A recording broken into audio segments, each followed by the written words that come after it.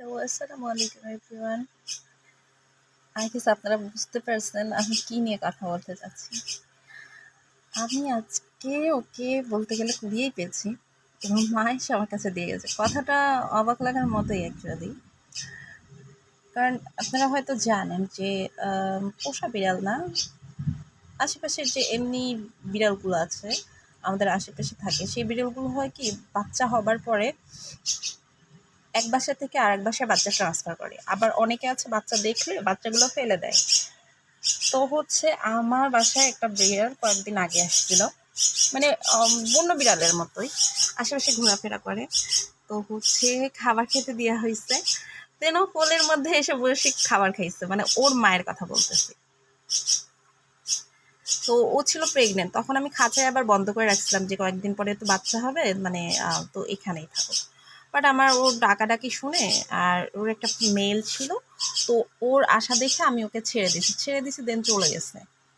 তো অনেক খারাপ লাগতেছিল, প্রেগনেন্ট চলে গেল কোথায় না কোথায় দেখি না। 4-5 দিন আগের ঘটনা। আজকে হঠাৎ আমি দুপুরবেলায় গোসলের জন্য বাসার বাইরে, মানে ওয়াশরুমের দিকে যাচ্ছি, এখন দেখি ওর মায়ের নাম দিয়েছিলাম আমি বেলো, মানে পুরোটাই হোয়াইট দেখতে, সেম ওর মতোই, মানে ওর তো দুই পাশে এরকম ব্ল্যাক আছে, ওর মায়ের সেটাও নেই।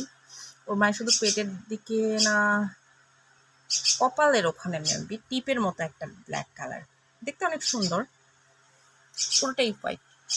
তো ওর মায়ের নাম দিছি আমি বেলো। তো ও আসছে, এখন আমি বলছি বেলো বেলো দাঁড়াও, তুমি কোথায় থেকে আসছো মা?